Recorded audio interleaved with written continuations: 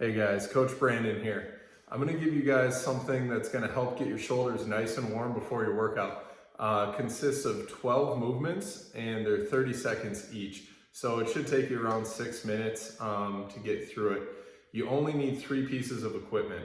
1 is a towel, 2 is like a broom or a swiffer sweeper or something like that. And then number 3 is an odd object that you could press and hold over your head. So let's start. Let's go through these. The first movement, I'm not exactly sure what you call them. Hugs. You're gonna hug yourself because you earned it. And we're gonna practice some self-care today, all right? So 30 seconds, you're just gonna give yourself hugs, alternating like that. Once you're done with the hugs, you're gonna go to a wall and you're gonna do something called a wall slide. So my wall is kind of back there, a little far away, so I'll just show you real quick what you're gonna do. You're gonna get your arms overhead, flat to the wall. Try to keep your ribs down. Don't let them arch like that. Keep them down. And then you're gonna just pull your elbows down to your side, maintaining those points of contact. You should feel a nice stretch in your chest and the front of your shoulders. So I'll go over to the wall and let you see what it looks like. All right, hopefully you can still see me. My arms are overhead, my head's touching my upper back, my butt. Then I'm gonna pull down to the side. Then I'm gonna reach up. Really reach at the top, keep those ribs down. All right, that's movement number 2.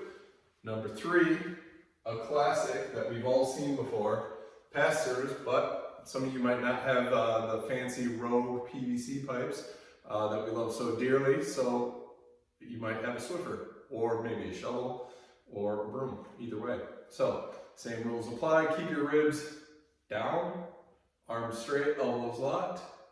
You're just gonna do 30 seconds of pass-throughs. After your pass-throughs, another classic, you're gonna go into some around the world, okay? 30 seconds, and then you're gonna switch sides. All right. After that, you're gonna stretch out your lats a little bit. If you have somewhere to hang, that's great. Like if you have a place that you're doing pull-ups or a door frame or a beam somewhere, you could hang and stretch out your lats. That's good too. If you don't, you could use your swiffer or your broom. You're gonna plant it on the ground. One hand goes over the top, the other hand on the bottom. Whatever hand is on the top, that's the side you're stretching. You're just gonna let your chest sink down, reach your butt back, and then you can even kind of rotate around a little bit, just see where you feel that stretch. 30 seconds. Switch hands, this one goes on top, other hand on the bottom. I'm now stretching my right side. Same thing. Okay, that's the lat stretch. This is where it gets a little sketchy, I'm not gonna lie. If you have bands, great, then you could just do band and pull aparts, right? Or maybe you could do seated rows. You could loop the band over your toes, sit down, and pull towards you.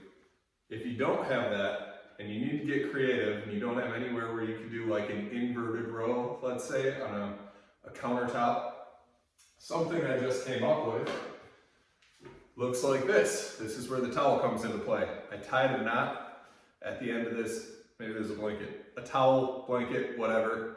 You're gonna take it, open up your car door, put it in there, slam it down. That is now securely in your car door. You're gonna lean back, and just like you would do a ring row, you're gonna pull, okay? So with these, make sure that your knot is nice and tight and not gonna come undone. B, that the car door is fully shut. And then C, that you're keeping your shoulders down. We don't wanna pull like this. You don't wanna use your traps. So set those scapulas down and back and then pull to yourself. Okay, so you're gonna do 30 seconds of these towel, car door, rows. All right. Next, another classic, Scap push-ups. So I'm gonna get in a spot where you can hopefully see me. You're gonna get down into a plank position with your arms out. And what you wanna do is you want to press your thoracic spine through your shoulder blades, and then you're gonna sink back.